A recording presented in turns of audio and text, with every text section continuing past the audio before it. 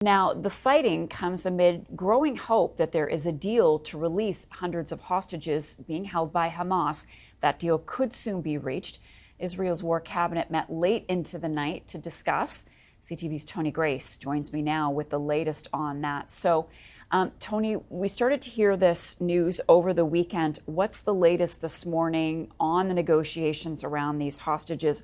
Are we any closer to seeing people being released today? Closer than ever is the term that we're hearing this morning, Marcia, which is in line with what senior U.S. officials were saying yesterday. But keep in mind, this is a very complicated process. You've got Israel, Hamas, to a certain extent the U.S. involved in these negotiations, and of course Qatar mediating. So a lot of the top line information we were getting over the weekend and that we continue to watch for today is from the Qatari Prime Minister and senior Qatari officials who probably have the best handle on how these negotiations are going. Sticking points continue to be, how many hostages will be released? How many foreign nationals will be among those hostages? How many Palestinians will be released from Israeli jails? In exchange. In exchange, exactly.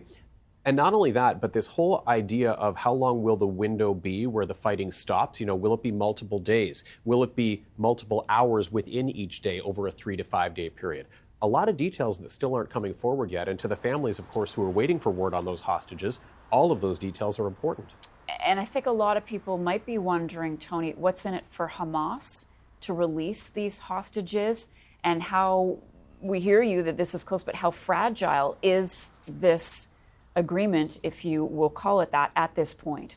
Very, and that's what the world is looking at right now. And I think this week is going to be a very key week in telling us where the roadmap goes next. If you look at what anyone involved in handling the most sensitive information in this conflict is saying, they are all centering their focus and their comments around this deal. So to your point, yes, very, very fragile, and both sides have a lot at stake here in ensuring that this deal is not only successful, but that it advances the roadmap in a way that's going to bring this conflict to some sort of a turning point. 45 days. 45.